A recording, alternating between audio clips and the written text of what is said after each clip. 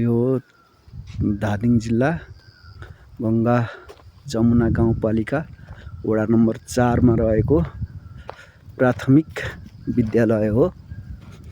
एकदमै राम्रो अब भवनहरू बनाएको छ, तर सबैमा चाबी लगाएको छ।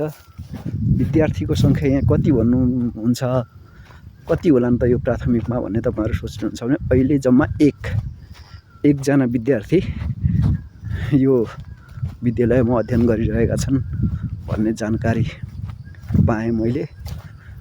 सरकारले लगानी गरेको यत्रो विद्यालय शून्य भएर गएको छ। अब यो सरकारले यस्ता विद्यालयहरू पनि आफ्नो योजनालाई कार्यान्वयन गरेर भरिभराउ बनाउँछ भन्ने आश लिएको छु। हेर्नुस् कति राम्रो छ यो विद्यालय भवन।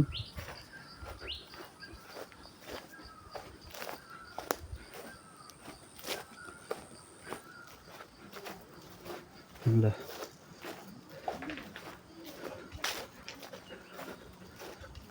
यति आनन्दको यति राम्रो विद्यालय भवन छ, तर शिक्षार्थी सङ्ख्या 1। यस्तो अब नेपालमै भइरहेछ। ल हेर्नुस् यतातिर पानीको धारा पनि रहेछ। ल यो विद्यालयको नाम मलाई पनि थाहा थिएन। श्री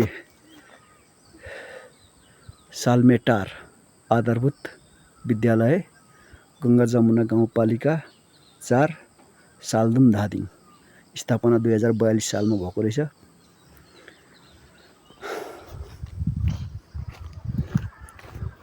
देश कसरी बनिन्छ त? हेर्नुस् यो दुईटा भवन यहाँ सँगै जोडिएको छ। एउटा सानो त्यो भवन, 3वटा भवन